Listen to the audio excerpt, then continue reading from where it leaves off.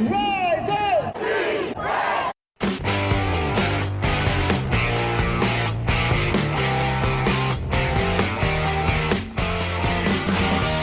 This is the Rise Up See Red podcast, all about the Arizona Cardinals and the NFL, featuring insider and outsider perspectives. Enjoy the best hour of Cardinals talk on the web. Now here are your hosts, Jess Root and Seth Cox.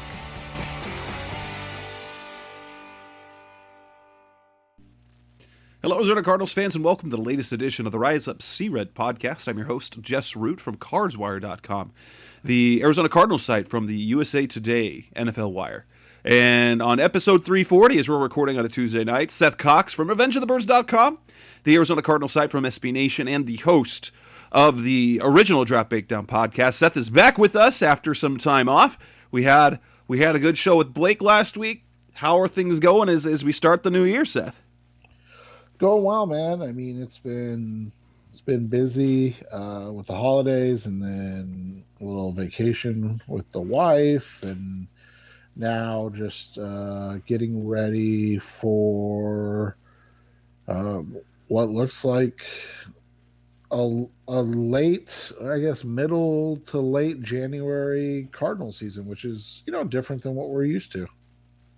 Yeah, it's something that we're fantastic to see, especially considering, the years that we've had before. And it feels like, guess what?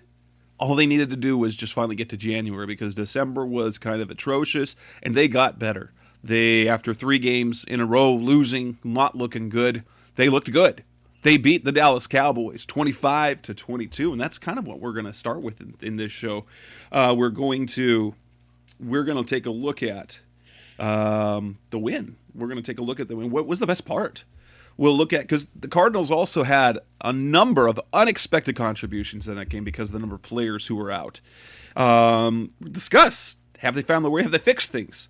Look at playoff scenarios. What do we want to see? And then we're going to look at their regular season finale, a matchup in Week 18 at home against the Seattle Seahawks. Let's get started with the win over the Cowboys, 25-22. For you, what was the best part of that win? I think the best part of the win was the win. I mean, obviously, there were individual performances. There was a team performance. There was, redemption for certain players. All of that played into a lot of positive coming out of this. But I think the unequivocal best thing that happened in this game was that they won. And why? Well, winning cures all. At the end of the day, you can be a flawed team that wins, or you can be who you are and lose. And the Cardinals, with the injuries they have right now, are a flawed team that just hasn't been able to win. And they rode the script that you and I've discussed ad nauseum on this show. Get a stop, get some points, get a stop, get more points, and roll. And they were able to do that again, and then hold on. And then at the end of the game, you saw some maturation from, Kyler, from Cliff. You saw some things that were good to see on top of everything else. But at the end, you also saw a win. And that was just something that, they had one win in December. They just have not looked right the last couple of weeks. And now they've put themselves in a position where, yes, it's going to take help, but they could possibly still win the NFC West, get a 2 seed or 3 seed in the NFC playoffs. Again, going to take some help, but doesn't mean that it's impossible. And that's just something, that we haven't seen, after only 2 wins in November and then 1 win in December, to already have 1 win in January with a good chance to have 2 wins in January going into the playoffs it's just important. Yeah, absolutely. And there were lots of things for me that I liked. I liked the way they started, and I liked the way they ended in particular. And I also I was real impressed with the way several players stepped up and filled in roles that they're typically not used to having. But let's start off with the start. They got a stop early. They were great against the run. Then they got points, and then the other part when Dallas was threatening and they were starting to get going because they do have the number one offense in the NFL. They made it interesting. The Cardinals killed the clock. They didn't give the ball back, which was absolutely so. You love how they started and you loved how they finished, and I just think that's the sort of thing that gets things right. They had some adversity, missing Marcus Golden and Devon Kennard and DJ Humphries already down, Robert Alford and Marco Wilson and J.J. Watt and DeAndre Hopkins and James Conner and Rondell White. So these are all guys that they expect to contribute who weren't available. And guys stepped up. That next man up mentality was on display. I also really liked how Kyler kind of took things over. I know he said all year, dating back to last year in the offseason, that he wants his legs to be a luxury. This is the time of the year when he needs to incorporate that more, especially when they're lacking in some talent and some playmakers. He's got to be that guy. And he's picking and choosing his moments, and it makes this team super hard to defend, especially late in games when, they're trying to kill the clock and trying to run the ball. But it's really hard to key on a running back and a quarterback who can make it look like he's passing and then can just take off. And so I thought that Kyler showed some really good maturity managing the game down the stretch. There was no panic when they got back within 3, and they just ate the clock. And I think there were things that you really liked as well, because there were some nice coaching decisions in there. The fake punt worked out, and the way that they were able to make Dallas burn a timeout by having the offense and the kicker on the field at the same time, that ultimately made the difference at the end for running the clock out. But there was a lot to like to me, because they kind of played well in all phases. Matt Prater bounced back from an awful game against the Colts, and it's amazing how much better he looks when Andy Lee is holding. Yeah, and Aaron Brewer snapping. And that was, that's the thing, is like, you look at the game itself, and there were just so many positives coming out of the game. You look at it, the defense held the number one offense in the NFL. I mean, they ended up putting up some decent yardage statistics, but most of those came in the fourth quarter in trying to mount a comeback. That was too little too late. You had timely big plays from guys that were struggling, and I pointed this out during the game. Isaiah Simmons was not having a good game. He had missed some open field tackles. He had taken some bad angles. He had gotten washed out in some of the run game. And for him to, take on Zeke Elliott head to head in that block, get off the block, and then kind of nearly make that sack, isn't that kind of the Isaiah Simmons story, right? Like, you're like, oh, here's this athlete and this, ferocious hitter, and then, he's just not quite at that football playmaking ability yet. But he's so good at punching the ball out. Like, there's been a lot of times it hasn't mattered because on the sideline, Simmons is incredibly good at punching the ball out. And then you just watch it, and he was able to recover and go make a play on the ball that was massive and I would say game changing, because that was when the Cowboys kind of had their mojo, right? Like they were all of a sudden, they had just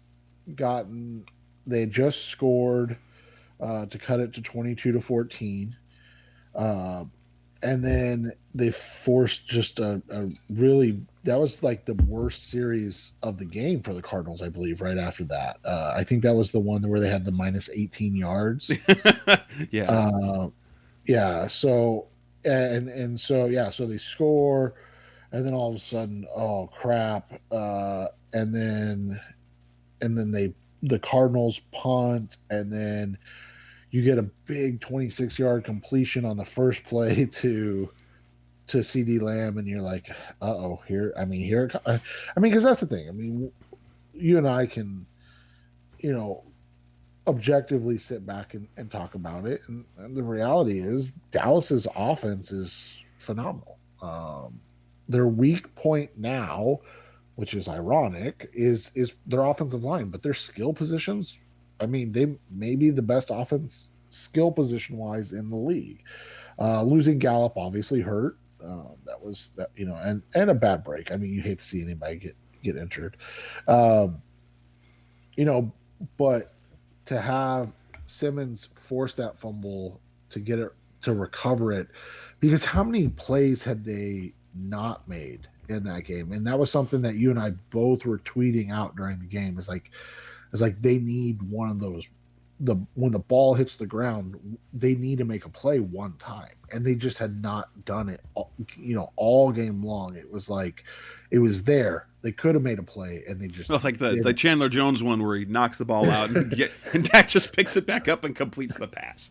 And you know, and then you've got a couple missed interceptions and just little simple things, and you're just like, oh, that you know, and then you go, that's this team, right? Like they're just that close.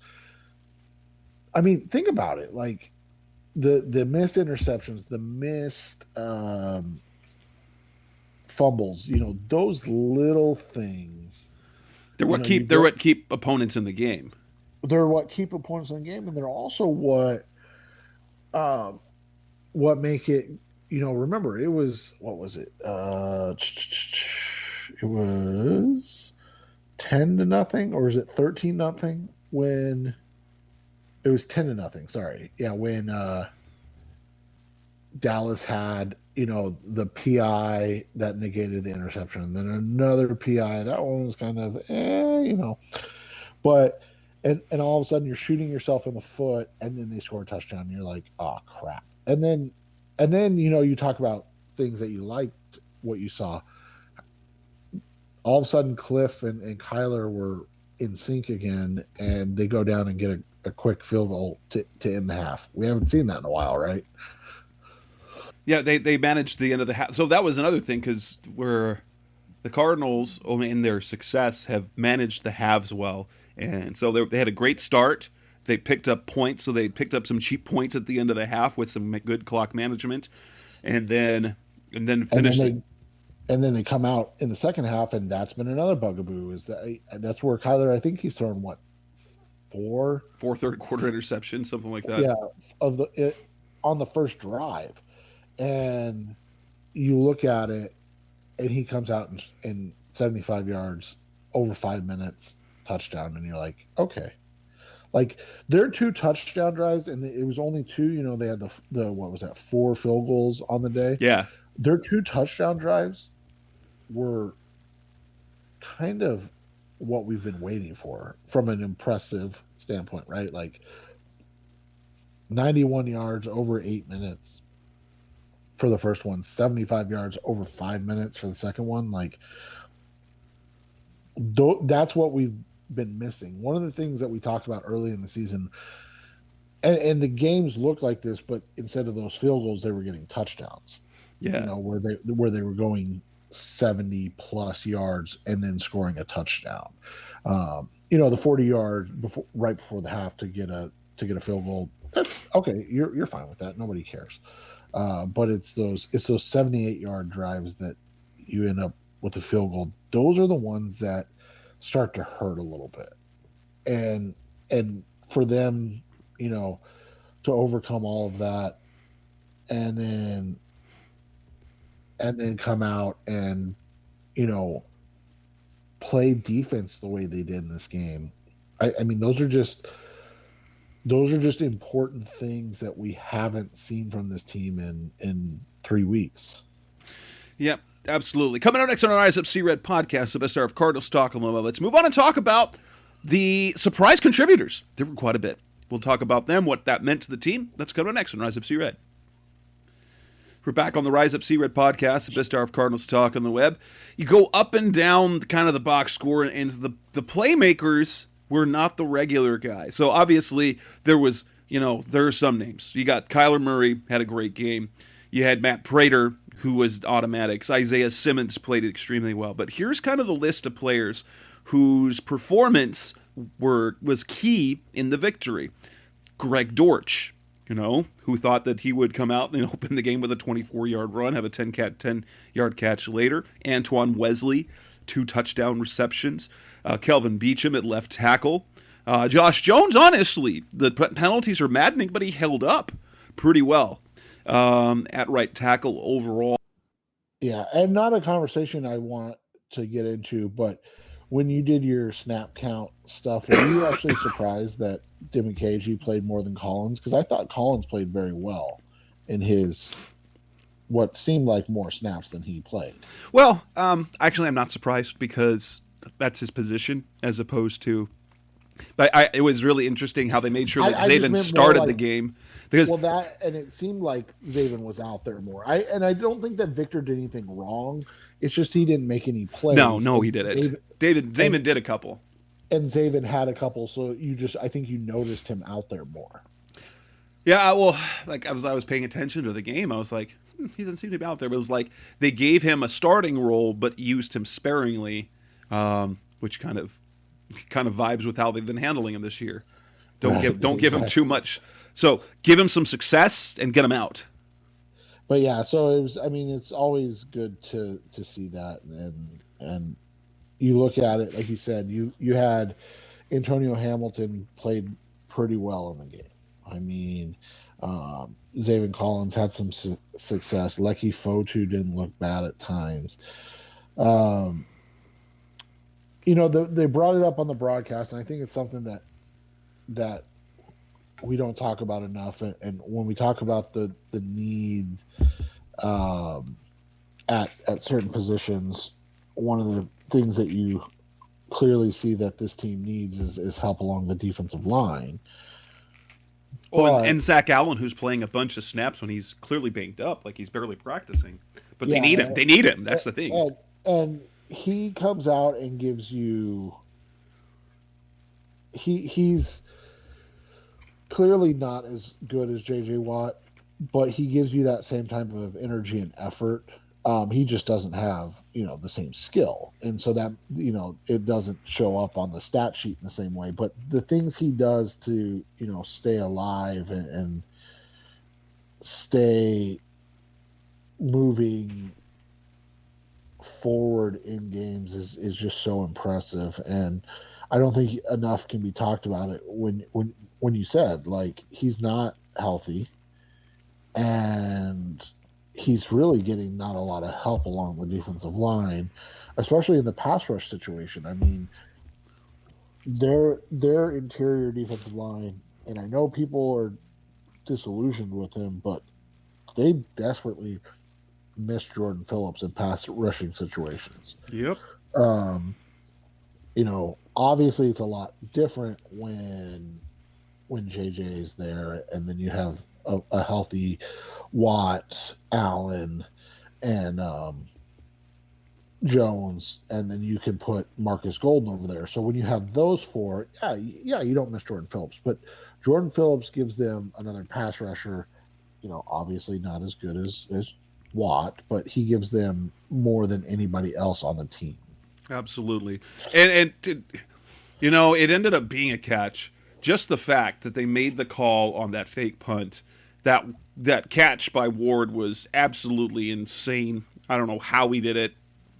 I mean, ultimately it didn't matter if he made the catch because it was a pass interference and it would have gotten the ball at the same spot with the first down. But, seeing guys like Jonathan Ward make plays and Chris Banjo making plays in big moments, that's what galvanizes a team that's trying to kind of get back on track. 100%. And, it's the little things, like you said, the Dortch carry to start the game, Darrell Daniels as a lead blocker throughout the game. You look at AJ Green and Antoine Wesley, and they're blocking on the perimeter to close out the game. You mentioned Kyler and Chase and the speed option game that they were running, but I mean those plays don't happen without very solid blocking by your wide receivers. And the Cardinals had been spoiled for a long time between Fitz and Michael Floyd with big physical wide receivers that can block.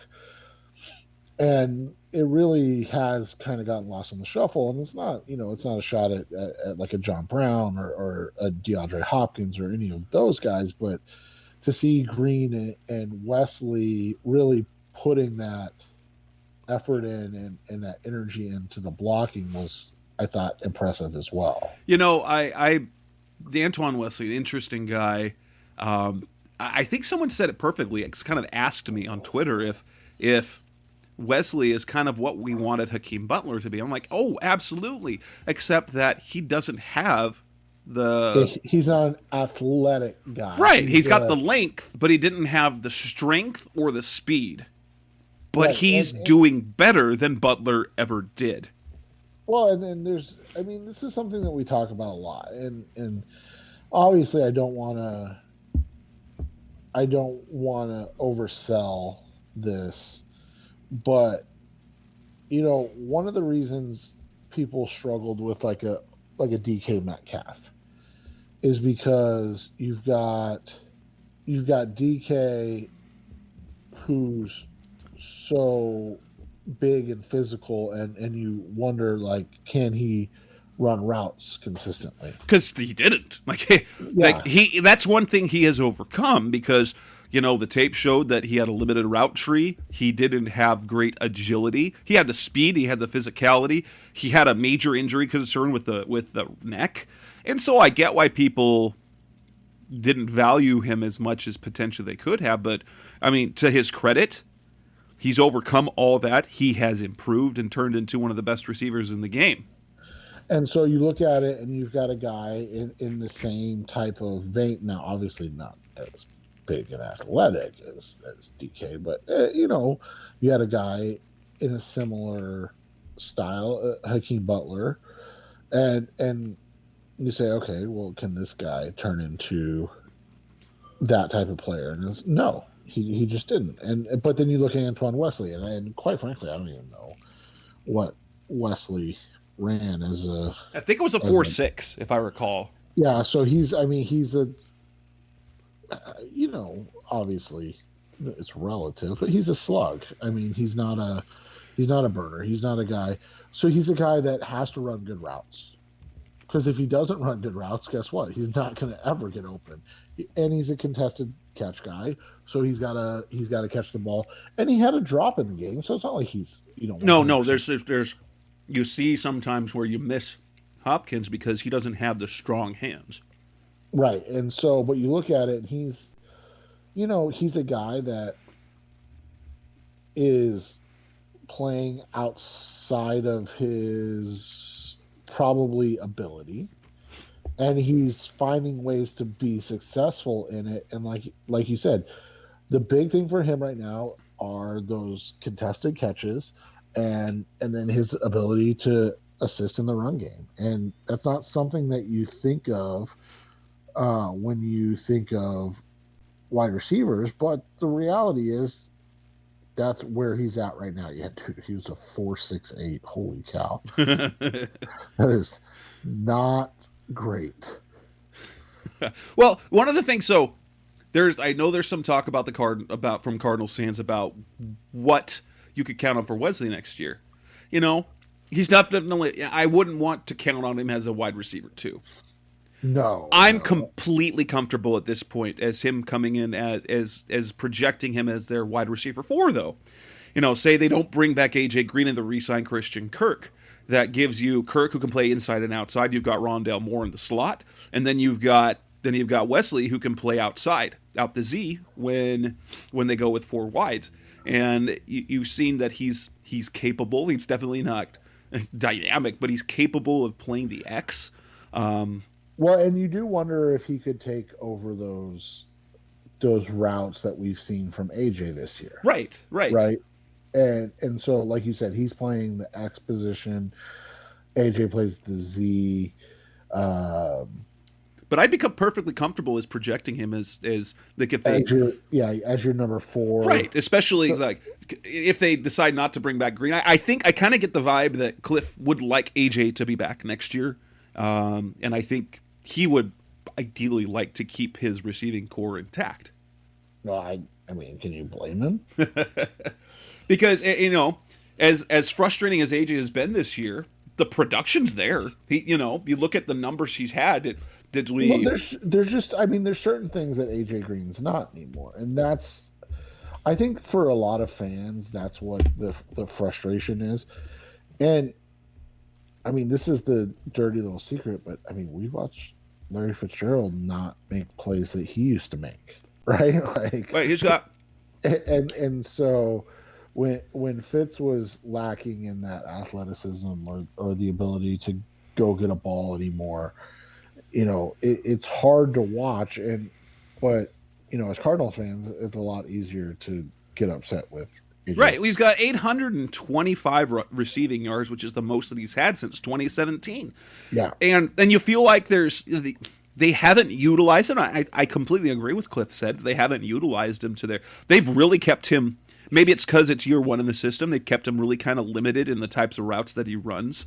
Well, and he's averaging a ridiculous 6.5 yards per reception, and that's the thing. He can't run anymore.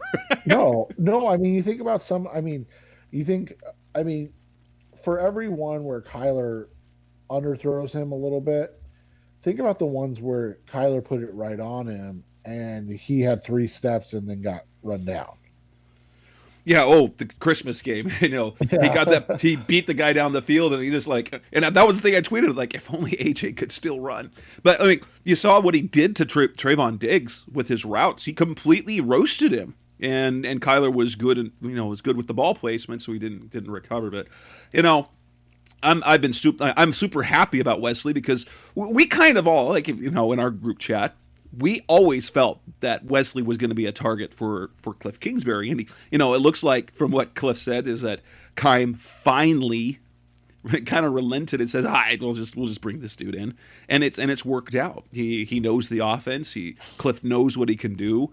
And that's, I'm not saying he's going to be a star, but he's a nice story for this roster because he's playing DeAndre Hopkins' spot. I mean, how hard is that? Right, and like you said, it'd be a lot different if you're counting on him moving forward to be that number 2 like he is right now, or that number 3 like they're asking him to be right now. That's not the plan. Like if he's your 2 or 3, then yeah, you're not a good receiving core. But if he's your 4, if he's the guy that comes in, and you slide Christian into the slot, and then you bring, like you said, you bring Wesley in to play the Z to replace AJ Green. Okay, everybody's okay with that. I told you, I mean, it's funny, and obviously we're a long ways away from this conversation, but it's funny because there's the perfect wide receiver for the Arizona Cardinals offense in this year's draft. But we'll have to wait and see if that gets closer. Yeah, coming up next on the Rise Up C-Red podcast, FSR of Cardinals Talk on the Web. Let's move on and talk about, have the Cardinals found their way? Did they fix things with the win? What can we expect from the Cardinals moving forward? That's coming up next on Rise Up C-Red.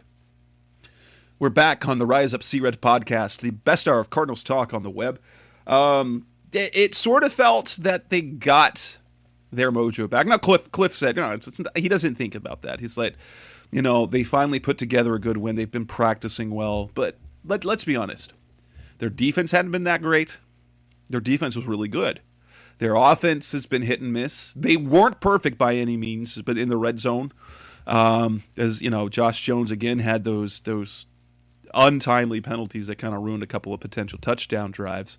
But it kind of feels like they're getting back to what they're doing, and the run defense was spectacular, and it was in a nutshell because they got a lead. They used numbers and got a lead and kept the Cowboys from being able to be balanced offensively. And so that's been the Cardinals' recipe. That's their keys to success pretty much every week. But it feels like they got back on track, like the kind of the doldrums they were in. Maybe it was missing some guys, so that it sharpened the focus of some of the lesser contributors that led to them playing better. But I'm not ready to say that they fixed everything, but it's the right time to do it. Yeah, and it's the right time to get back in the win column and get back in your kind of winning ways, and that those are the things that they're going to have to do over the next, well, I guess one game, right? One game plus one. I mean, Yeah, but that's what you wanted to see this week against Dallas, and then obviously next week when they when they host Seattle in the final game, because that's the thing is that they, and Kyler said this, outside of Detroit and then before that Carolina, it's not like they were blown out, right? Like they just made too many mistakes. yeah, yeah, things got away from them. They got things got away from them because they turned the ball over essentially. Right. And so now you look at it and they've got a chance to really uh get back into the swing of things. They've got a chance to be one of the best teams in the NFL, and as the season ends, that's where you want to be. You want to be one of the teams going up at the right time, not one of the teams that's floundering or backing their way into the playoffs. And that's where they were a week ago, right? This is so good to kind of get that narrative away for right now. Because if they'd have lost another one, it would have been unbearable. You know, the Cardinals can't close. Cliff Kingsbury, is he the prop? No. Getting a win, as we said in the last couple of shows, getting a win fixes things. Because getting wins against quality teams like the Cowboys. Now, I will say this. Their 4-game winning streak wasn't all that they made it out to be, considering the quarterbacks they were playing. But right, it's not like they were beating, Green Bay and Tampa Bay but they were beating teams they were supposed to beat, and the Cardinals weren't, and that was that's the big difference. And we go back to it. Should they have beaten Indianapolis? I don't know. I mean, built 7 points of kicks. Yeah, they should have. The only game that you look at that you're like, this is a team that they should have beaten was Detroit, but from the way they were playing, there were other games that they had a chance to win and were not able to. And so that's where you come with those ideas or saying, that type of stuff. But this gets them on the right track of the sense of like, hey, this is how we win, right? Remember winning? Remember what winning felt like? Like, that's a big thing. My kid joked about it, but, a lot of it could have been, and maybe it was, they didn't have the pressure of they had to win. I mean, and maybe, if that's a problem and it shows up in the playoffs, it is what it is. But, like, they didn't have to win to clinch. They'd already clinched. And now all of a sudden they just, go out and play football again. And they play loose and free and they have some fun. And you see it on their faces and you see it in the game. And that was, it'd been a while since we've seen that. Well, they talk about how they come out flat. I don't think it's a matter of like effort or flat, but they have juice when they're successful. It's not like Kyler's pouting because of the team. He's pissed at himself. But when he's playing well, there's some wild energy on that team. And it feels what's great is that they got right offensively. It wasn't perfect. They still, they got to be better in the red zone. They got to finish the deal. They can't have those penalties. So, but it got better throughout the game. And then defensively, they were fantastic overall. You go against the number one offense, you're not going to stop them the whole game. But the concerns about the rush defense, they've been great. In fact, over the last several games, their yards per carry allowed is only 3.7. They've been very strong against the run game when they've needed to be. As we've talked before, where they get in trouble with the run defense is if they're not winning and the teams are able to stay around and stay balanced. They don't have the elite defense to stop both the run and the pass at the same time. No, and that's the thing is, like, we've talked about it. This is a team built similar to those Indianapolis Colts teams with Peyton Manning, and that's how they're going to have to win games. They're going to have to win games being able to play from ahead, as you just said. And that's, it's not always the best way, right? But it is a way to It's win. a proven. That's how the Chiefs did it.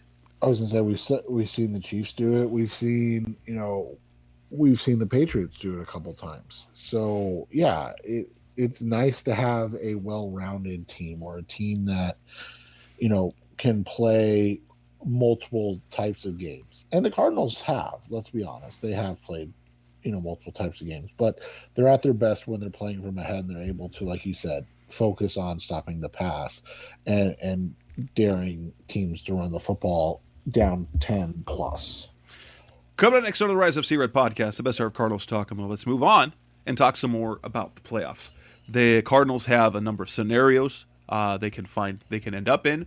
They could be a wild card team. They could win the division. We'll break it down, what we're hoping to see. That's coming next on Rise Up Sea Red.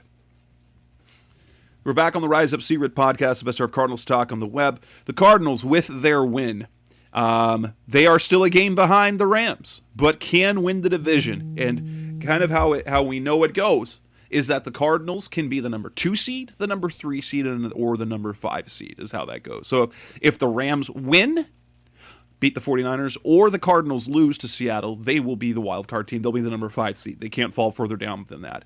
And it looks like, depending on how things go with Dallas next week, we'll probably playing Dallas in the first round. But the Cardinals, if they win the division, they could be the 2 or the number 3 seed. If the Rams lose, the Cardinals win. The Cardinals win the division be a tiebreaker in division, and they will be ahead of the Cowboys because of their head-to-head win, but they will still trail the Buccaneers. So they will be the 3 seed unless Tampa Bay also loses to the Panthers. If they do that, the Cardinals would own the tiebreak over the Bucs via conference record. And so the Cardinals can't be number 1, they can't be number 4, but they can be 2, 3, or 5. Now, the question is, Seth, 1, do you believe in this team? Do you think that they can and will win the division this weekend? Yeah, I do think they will. And the reason why is because I do think that they'll beat Seattle. Obviously, they've got to take care of their own business. But I think the desperate nature of how we're going to see San Francisco play this weekend, because San Francisco, I don't want to say they have to win, but they basically it's pretty close because the Saints against the Falcons, you can't bank on the Falcons beating anyone. Right. And so the 49ers basically have to win to make sure that they stay in the playoffs. And that's their goal this year, was to get to the playoffs and have a chance to compete. And you look at it now, without a win, they're probably not in. They've also just flat out had Sean McVay's number. They've won the last 5 matchups against the Rams, which is crazy. It's crazy, but it's going to be interesting to see because, the Rams did not play well last week. No, they didn't. And quite frankly, I don't know if you can say they've played extremely well over the last several games. They've had games where they've looked great, and then they've had games where they look like they're still working out the kinks. And the fact that they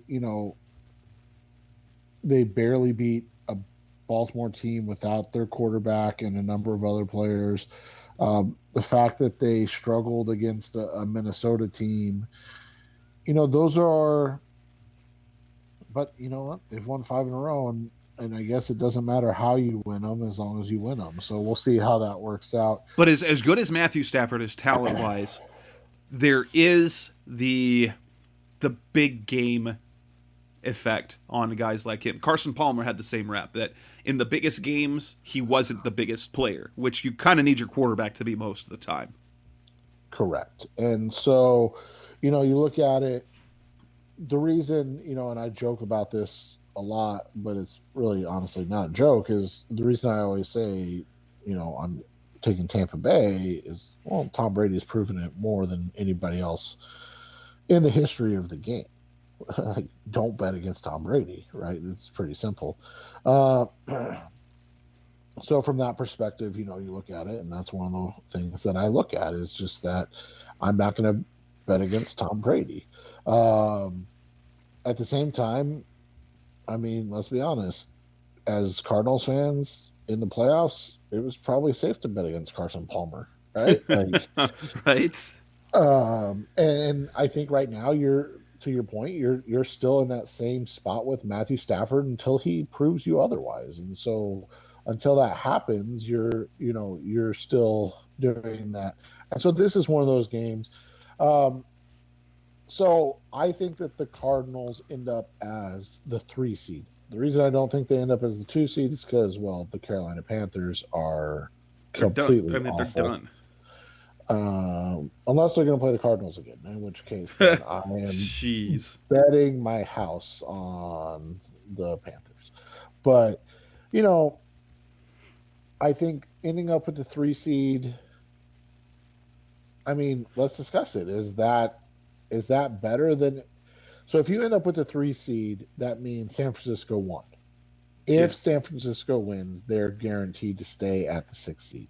So a really weird scenario, but San Francisco either ends up as the 6 seed or out of the playoffs, right? Like I don't quite understand all of it, but I guess all the tiebreakers. So they're ahead of Philly because they beat Philly, but New But if Orleans yeah.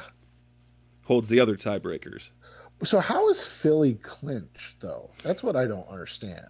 because I believe because they have the tiebreak over New Orleans. New Orleans.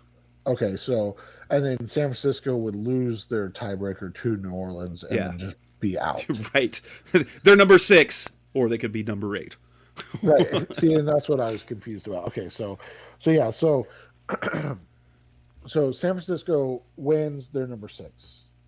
If they win and the Cardinals win, the Cardinals play San Francisco for the third time. Would you rather play San Francisco for the third time or go back to Dallas and play Dallas again in Dallas? You know, I think I'd rather I know the Cardinals have played better on the road. I think that you want to be at home. You want to be at agree. home. I agree 100% with you. I think But it's super hard to beat a team 3 times in the same year. it's incredibly hard, but it's also going to be really hard to beat a team for a second time on the road. Right. Just 2 weeks later. I was going to say in 3 weeks, right? Like I'm all about if I had a preference, I want the Cardinals to have the highest seed possible. When they win the division, they play at home. If they're number 2, then they get to play the Eagles. And I think playing the Eagles at home is, ideal. Honestly. Right. And then you avoid playing Green Bay in the second round. You can play them in the in the NFC Championship game. But honestly, for me, the Cardinals need to get in however it is. I want them to win the division. I think what that does, it cements Cliff as solid. It proves that they exceeded expectations because, I expected a wild card team. 10 wins wild card, which they're pretty close to being. They exceeded expectations. They had players get hurt that we hoped wouldn't. But if they win the division, that's exceeded expectations. You get to play in that home atmosphere. The Cardinals, let's see, they've never lost a playoff game at State Farm Stadium. As bad as they've been this year at home, the atmosphere in the playoffs, and I've been to one playoff game, and that was the Cardinals-Packers game when Larry Fitzgerald got the touchdown. I never, even in the press box, have never experienced anything quite like that in terms of the energy on the field. It was amazing. Well, and you look at it, there's a couple things we talked about. It's going to be insane if they go 5-1 in the division and don't win it, right? Right. That's going to be nuts. And so, you want to be rewarded for being the best team in the division. And if you go 5-1 in the division, you are the best team in the division. I mean, even if LA has a better record than you, that they weren't a better team in the division. They just happened to win more games outside the division. So that's one. 2, yeah, you want to play as many games at home as possible. I'm always, I just said it. I'm always betting on Tom Brady, but if you're going to catch Tom Brady, you want to catch him early in the playoffs, so wild card round. And so maybe Philly pulls an upset, right? I still would 100% bet on Tom Brady. I would expect Tampa to win the game, but that's how that's what you hope for. Uh, and like you said, then you stay because no matter what, unless Philly wins, because they reseed basically, They right? do. So like, okay, so unless right, so unless Philly wins, if you're the 5 seed, you're gonna play Green Bay. Um, and you probably don't feel super confident about that. And so same thing, you kind of want to put Green Bay off. I mean, so here's some crazy stats, right? So you and I were texting about this, and when do you want to catch somebody, so to speak? So you want Brady in the wild card round. That's his worst. He's 3-2. So like I said, Tom Brady's ridiculous. You want to avoid Tom Brady in round two at all cost. He's 14-2. That's 16 games, folks. He's played an entire Entire season season of divisional of round games. divisional round football games. Jeez. And oh, by the way, he's thrown for just under 4,600 yards, 32 touchdowns, and only 11 interceptions. He's had an all-pro year in the divisional round in his career. So, you want to avoid that as much as possible.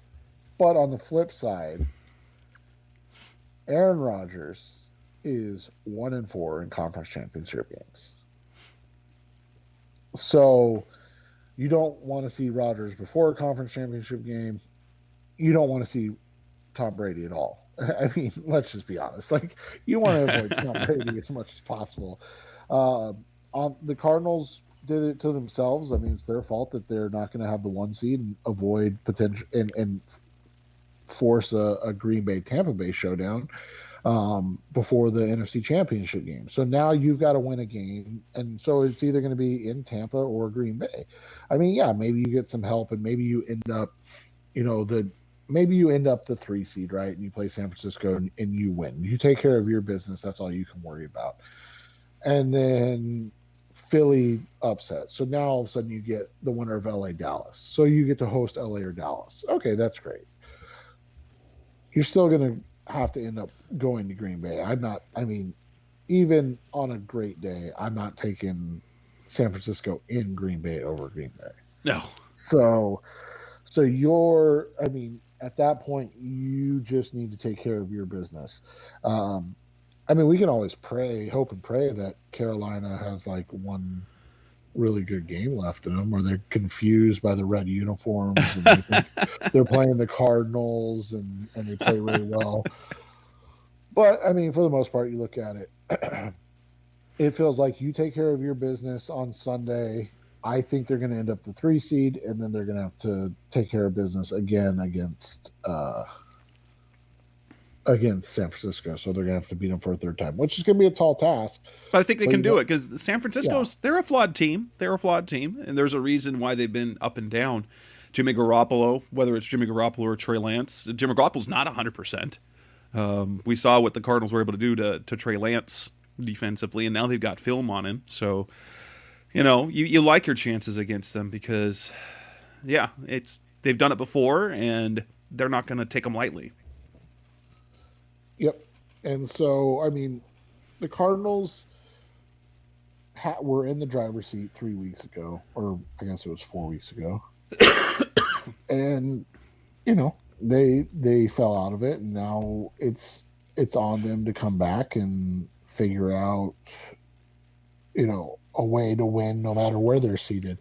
And unfortunately, they do not control their own destiny. So they're going to have to come out and they're going to have to play whoever stands in front of them. And, we can hope and want for the best scenario, but overall it's going to just end up being kind of is what it is, unfortunately. And they're going to have to figure it out. But I do think they end up as the 3 seed. Coming up next on the Rise Up Sea Red podcast, the best hour of Cardinals talk on the web. We come back to wrap it up, and we will talk about their Week 18 season finale, regular season finale against the Seattle Seahawks at home. Break it down, make our preview, make our predictions. That's coming next on Rise Up Sea Red. We're back on the Rise Up Sea Red podcast, the best hour of Cardinals talk. And then the Cardinals end the season at home for the first time in years, because the Week 17 always falls in the Fiesta Bowl weekend, the Fiesta Bowl week, so the Cardinals can never play at home. They get to close the season at home for the first time in I don't know how long. And so they get to close the season at home against the Seahawks. You know, this is not going to be an easy game. The Cardinals have only beaten the Seahawks twice since 2012. They did it last year. They did it in Russell Wilson's debut. Those are the only 2 wins that they've had over the Seahawks at State Farm Stadium. It's really kind of pathetic. That said, the Seahawks have a couple of very big defensive injuries. Bobby Wagner, it's unknown whether he'll be able to play next week, or Carlos Dunlap, 2 of their best defensive players. And they put up 51 points on the lines this last weekend. Rashad Penny is playing out of his mind at running back. He's looking like the back that we both thought he would be, right? That's what we thought he was going to be when he came out of San Diego State. Yeah, and then he tore up his knee again, right? Was it his knee or his Achilles? I think he got hurt. Did he get hurt this last weekend? Oh my gosh. No. I meant like early in his career. Maybe. Yeah, he's dealt with injuries pretty much the entire time he's been in the league. And so it's nice to see him healthy again, and just playing well. But it's also a concern, right? I mean, let's be honest. You and I have talked about it before, and if the Cardinals don't get out to that fast start, he's a guy that can really dole out punishment and really just make things difficult. I think he had 150 yards through the first half. Holy cow. He's had over 100. He had 170 and 2 touchdowns last week. 3 of his last 4 games. In the last 4 games, he's got 5 touchdowns, and 3 of them he's had at least 130 yards on the ground. That's mad production. Yeah, and so he did tear his ACL in 2019. That's what I thought. And so, yeah, you look at it, he's playing at a high level. He's a physical downhill runner. He obviously is going to praise himself highly, but he comps his style to Adrian Peterson, and you can see that. Like, he likes to run through people as opposed to trying to run around them, and he's a physical guy. All that being said, Seattle's not been great still. No, they haven't. And they got a 3 touchdown game from DK Metcalf last week against I guess we're one to talk, right? But a bad Lions team. And you look at it, but they've been struggling offensively off and on. When they win games, they're putting up over 400 yards of offense. When they lose games, they're struggling. My goodness. Yeah, like barely getting to 300 yards of offense. I mean, you look at their losses. They lost to the Bears 331 yards. They've got 219, 229, 208, 266, 267, and the 229 was in a win over the Jaguars. Yeah.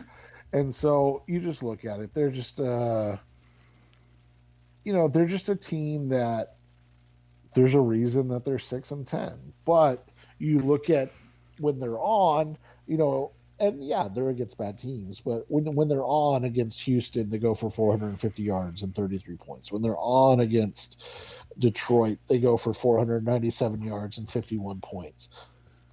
But it's just been few and far between for this team to be on since week 4. Right, and the honestly, aside from the time when Russ wasn't playing well and when he was out, the defense hasn't been that great. They give up a lot of yards and don't give up a lot of points, but against a team like the Cardinals should have had 30 points in that game in Seattle, but thanks to bad kicks, It was only 23. They should have had 30. And so defensively, this is a team that, and it's one of those cases. The only team, honestly, that can stop the Cardinals is the Cardinals. If they're staying on schedule, they can't stop. Their scheme and their talent is too good. So if they stay on schedule, the only teams that really beat them is them, or if they've got a guy that can really cause problems with big negative sacks. Yeah, and so you look at it, like you said, they've had some porous defensive performances this year, and realistically, they haven't had a good defensive performance since they last played Houston. I mean, even against the woeful Lions, they didn't play well defensively. Against the Bears, they didn't play well defensively. They made the game against the Rams ugly, but they didn't play well. And so you just look at it, they're just not a team that is built to play catch up, because their defense hasn't been good enough all season to allow them to catch up. They're kind of an extreme version of the Cardinals, right? They're a front running team.